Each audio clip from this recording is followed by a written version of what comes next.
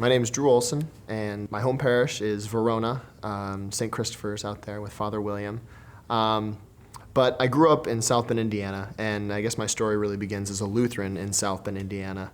My parents raised me Lutheran, but I had a faith. I was very inquisitive. I asked my parents a lot of questions as I was growing up, and they taught me to go to prayer, and they taught me to go to Scripture to find those answers. So I took that faith to Catholic high school, which is actually where my father went to high school.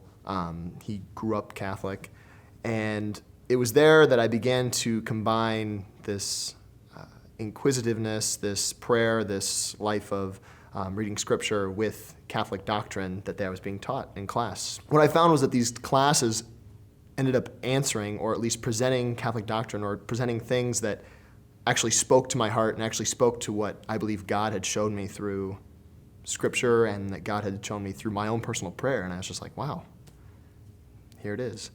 But there were still a lot of things that I struggled with. And so what happened was myself and my best friend Zach, who went to the same grade school, high school, Lutheran church, and he was in the same youth group with me. The two of us would team up and we would debate with two other Catholic kids who were on our same grade.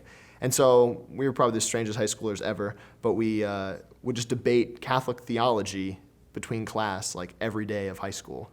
It was through that I guess God started to work on both my mind and my heart.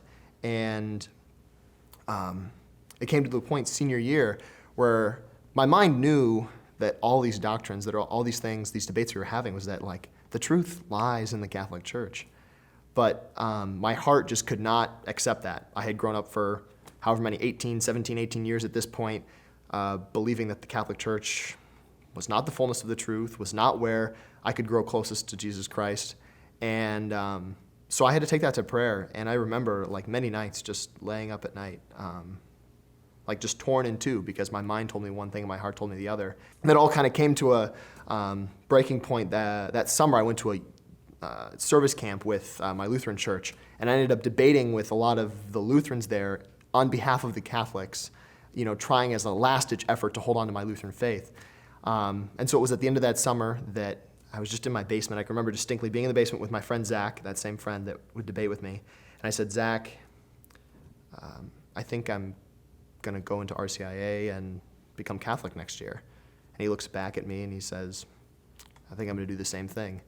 And so I began to discern, and I thought that at the end of senior year of college, I was like, I think I'm supposed to have a family. And I wanted a big family, lots of kids. And in an interview for an internship after college, I was asked, if there's one thing you could do for the rest of your life and be paid to do it, what would you do? And I said, be a father.